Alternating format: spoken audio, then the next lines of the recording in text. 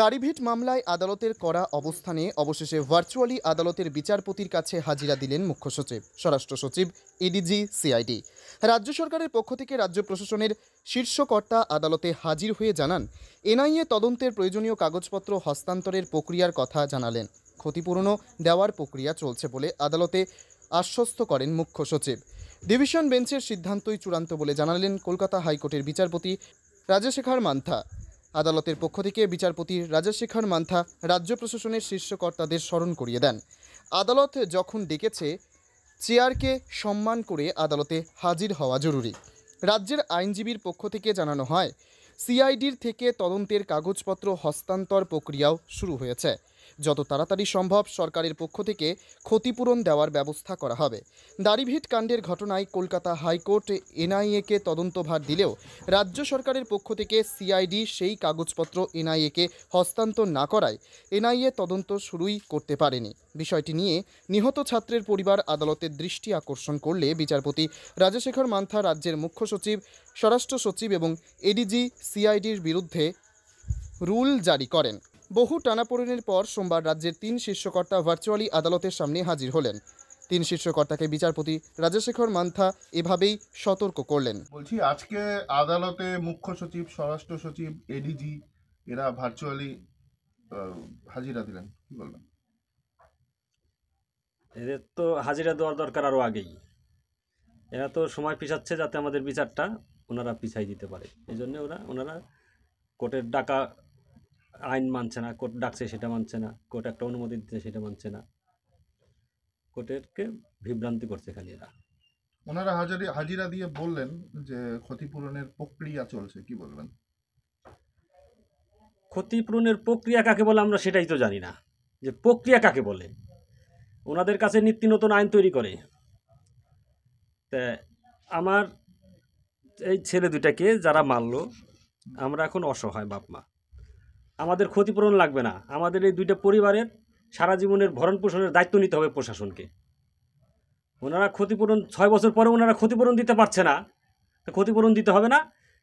এই যে সারা জীবনের ভরণ পোষণের দায়িত্ব নিতে হবে প্রশাসনকে, এটাই আমার অনুরোধ। যে ভরণ পোষণের দায়িত্ব নিতে হবে। হ্যাঁ, মহামান্য বিচারপতির কাছে অনুরোধ যে এই ব্যবস্থাটা ওনারা করে দিক।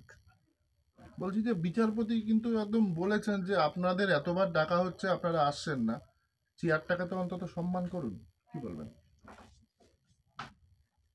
ওনারা মনে করে প্লাস্টিকের চেয়ার, তো প্লাস্টিকের চেয়ারের কি মূল্য আছে? আর ওনারা যদি সেই মূল্যটা বুঝতো তাহলে অবশ্যই ডাকা মাত্রই ওনারা হাজিরা দিত। কারণ ওনারা শুধু এদিকে মেলা খেলায় ব্যস্ত থাকে। মমতা তো উত্তরবঙ্গে পড়ে আছে। কেন ওনারা তো আমাদের এখানে আসতে পারলো না একদিনও, যে না ওই পরিবারের সাথে একটু দেখা করতে আসতে পারলো না। আর ওখানে ওরা করে মেলা খেলা করে, আর চেয়ারটা ওখানে ফাঁকা থাকে, কিন্তু চেয়ারের সম্মান ওরা জানে না। উত্তর দিনাজপুরের ইসলামপুর থেকে মানিক বিশ্বাসের রিপোর্ট, টাইমস 14 বাংলা। আপনি কি কিডনির রোগে ভুগছেন? তাহলে আর দেরি না করে আজই আসুন আপনার এলাকার একমাত্র বিশ্বস্ত প্রতিষ্ঠান জীবন রেখাতে। এখানে বিশেষজ্ঞ নেফ্রোলজিস্ট ডাক্তাররা লেজার ট্রিটমেন্টের মাধ্যমে রোগীদের সমস্ত ধরনের কিডনির এবং প্রোস্টেটের অপারেশন করে থাকেন। রোগী দেখছেন nephrologist doctor Arkaprabha Chakraborty, SSKM hospital, Kolkata; doctor Sunil Kumar, Apollo hospital, Kolkata; doctor Pinaki Mukherjee, NRS hospital, Kolkata. এছাড়াও এখানে প্রতিদিন অপারেশন করছেন ও বহির্বিভাগের রোগী দেখছেন ইউরোসার্জন ডক্টর আতার কাশিম, PG হসপিটাল, কলকাতা। তাছাড়াও এখানে স্বাস্থ্যসাথী কার্ড ও ওয়েস্ট বেঙ্গল হেলথ স্কিমের সুবিধা রয়েছে। আমাদের ঠিকানা রায়গঞ্জ, উকিলপাড়া।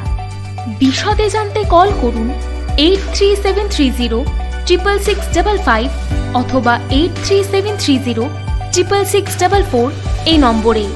সব মাই চায় মেয়েকে রাজরানীর মতন সাজাতে, সাজিয়ে তুলতে চায় সোনার গয়নায়। ওরিয়েন্ট জুয়েলার্স, সোনা যা সর্বক্ষণের।